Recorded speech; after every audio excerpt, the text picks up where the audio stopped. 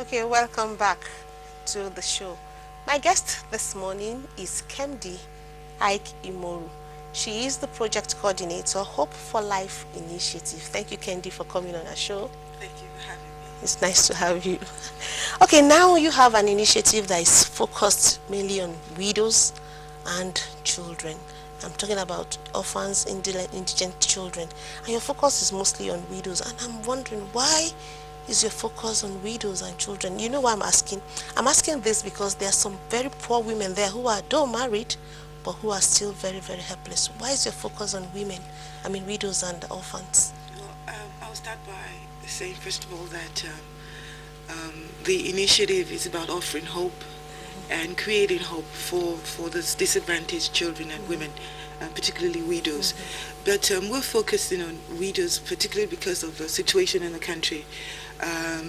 You find that, first of all, too, because the children we mentor and the children that we're sponsoring in school, most of them, of course, are widows. So that's, first of all, the main reason why we have this niche of women we're focusing on. The widows, and then the children, the disadvantaged children in Nigeria. First of all, children. Most times we underestimate the power of children, and children anywhere are the future of the heritage of any nation.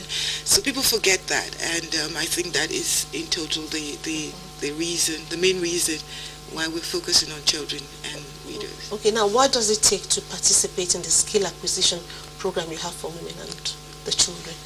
Well, first of all, we have the program we have for children. It's the mentoring program. What we do by mentoring is we get resource persons to go to the schools. Mostly we started off with schools in communities, rural communities, and they talk to them on different kinds of subjects. It could be knowing your mission. We've had a subject, learn to read and read to learn.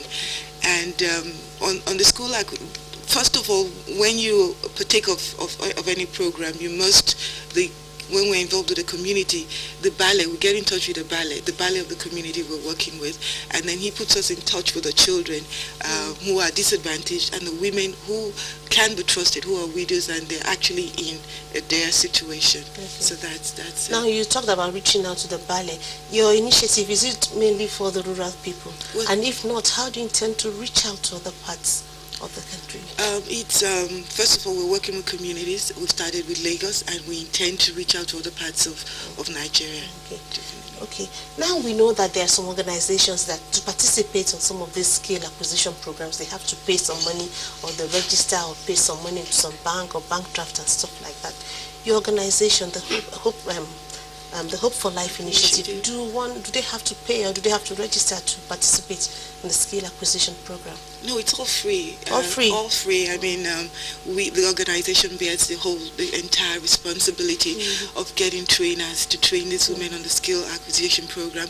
All the women need to do is, at least the ballet has to have identified them, the chairman, that these are responsible widows in the community, and that's the beginning of being part of the program. I'm so happy that it's a free program. It's free. Now, after the empowerment program, what's next for the women? After they've gone through the skill acquisition program, what's next for them? Do you just let them go? No, definitely not.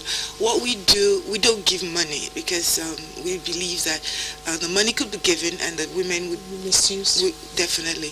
So what we do is we get those women together and ensure that they are empowered if it's going in provisions of the materials needed to make whatever they have been trained in, and they produce those things and we empower them, and whatever sales, the income that comes from the sales of the products, they get to keep a portion of it. Okay, that's good to know.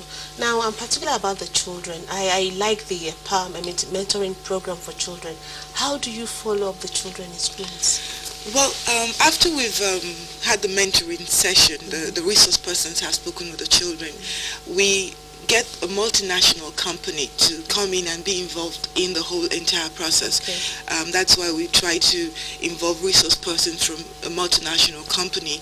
And when that happens, the resource person is tied with the children.